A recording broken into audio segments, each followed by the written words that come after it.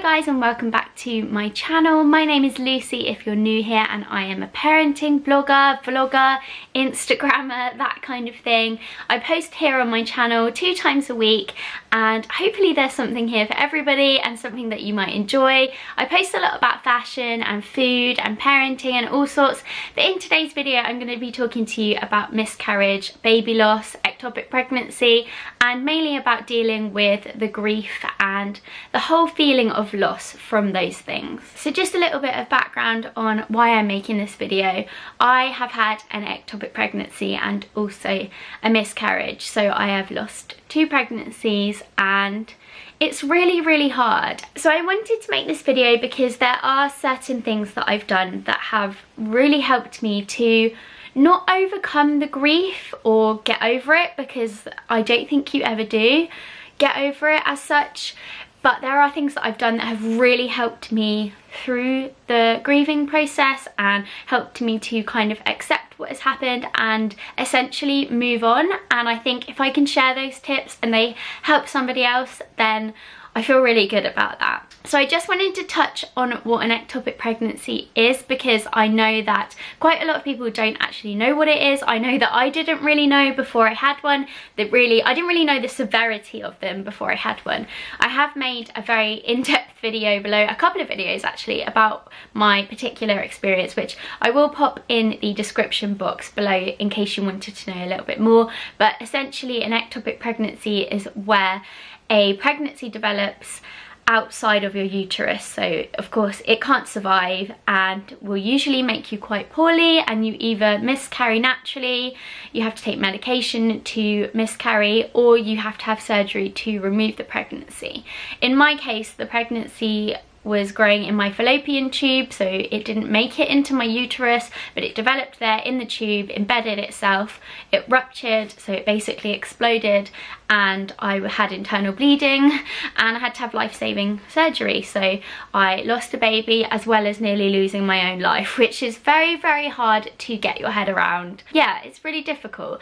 And then my next pregnancy was a miscarriage, and it was only 3 months ago, and I basically was only 6 weeks pregnant, but I just miscarried naturally. And it's crazy really, because they are both equally as hard as each other, just because you have that sense of loss. I just think any stage of pregnancy that you're at, or however you lose a baby, it's just that same awful feeling of loss and failure. And I just wanted to start this video by saying I don't think that it's something you will ever get over, or personally it's something that I don't think I will ever get over completely.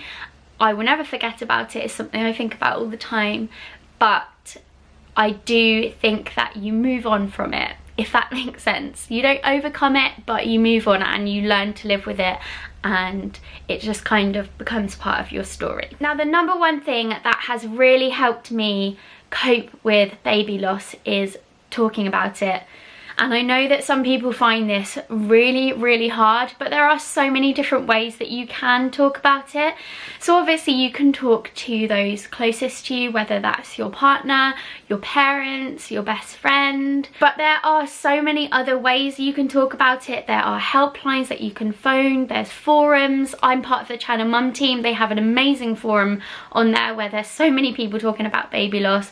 You can talk to strangers online.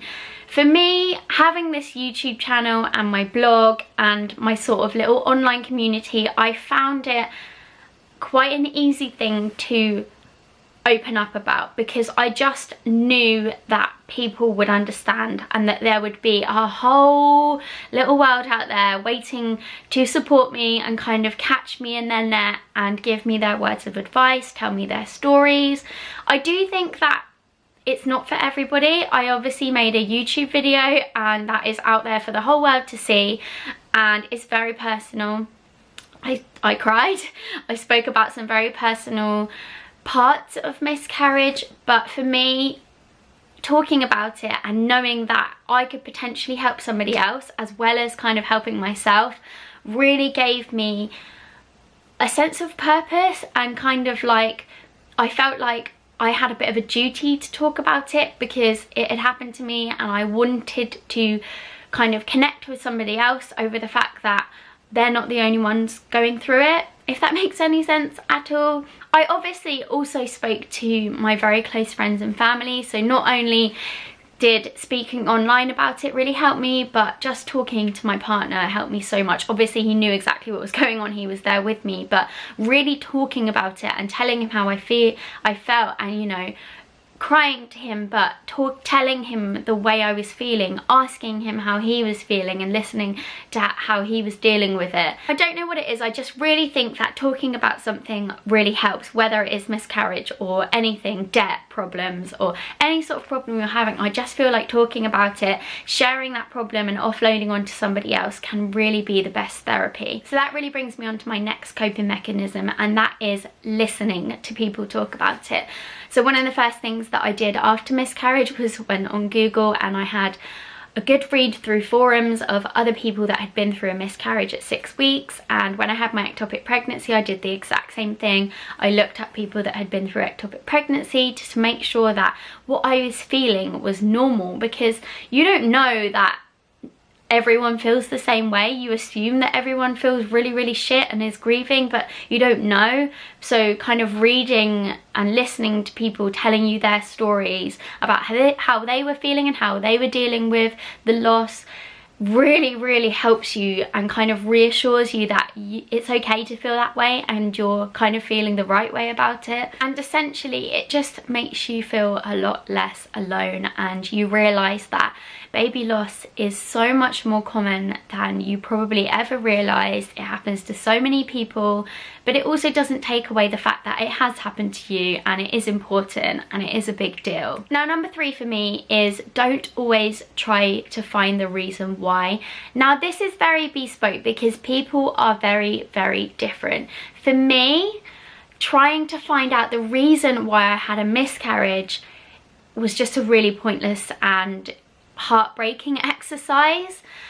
I think if I had gone online and googled, you know, my symptoms, what I'd been eating that week, or I don't know, my lifestyle, I would drive myself crazy and just continue to blame myself, because really most of the time there is absolutely no reason, or there's no research, or you know, there's no proof of why people miscarry. I just think that trying to find a reason why when it's very unlikely you're going to find it, unless obviously you're having, you know, numerous recurrent miscarriages, when I know that there can be reasons, but I think when you've just had a miscarriage and it's pretty much one of those things, there's no point in just keep looking for an answer. That's how I feel about it anyway, but obviously I know that everybody is different.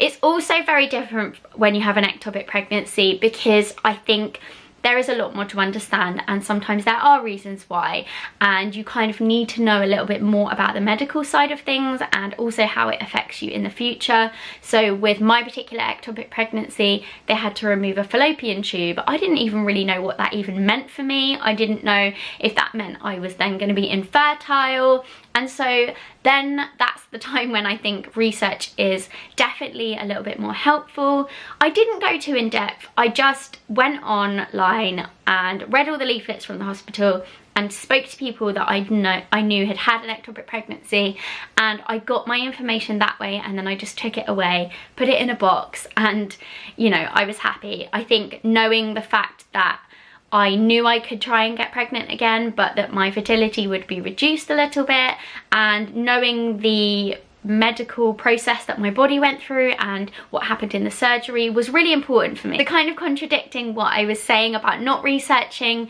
obviously it does depend on how you miscarried or kind of what was involved. So my next coping tip is not to put too much pressure on yourself, and I'm kind of talking in terms of getting over it and trying again, because I think a lot of the time when people miscarry, one of their first thoughts, I know one of mine was, is when can I try again?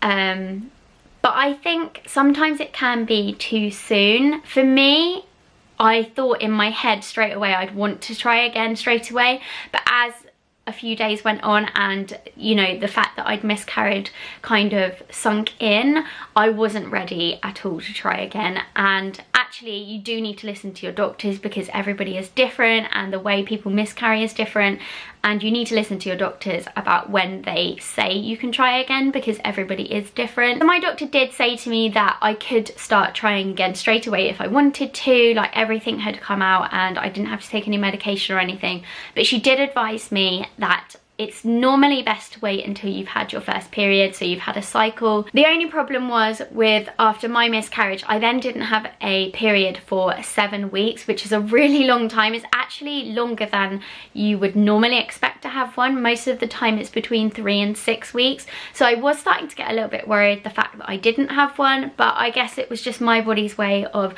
processing and kind of getting back to normality. Again, with an ectopic pregnancy, for me it was very, very different, because I had had life-saving surgery. I had a huge cut across my stomach with staples, so I physically couldn't move, let alone have sex. And it took me a good few months to heal, and I was also bleeding very heavily.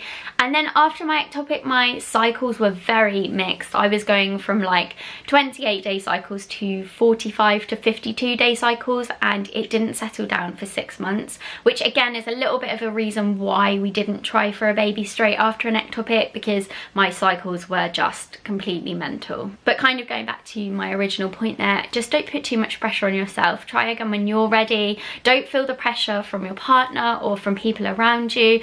If you do want to start trying again immediately and your doctor says it's safe to do so, then of course that's probably the right thing for you. But if you don't feel like you're ready, you don't feel like you're ready to kind of get back in there and potentially face any other losses, then don't. Give yourself a little bit of a breather. And then the last thing I've got written down here on my little list is to let yourself cry.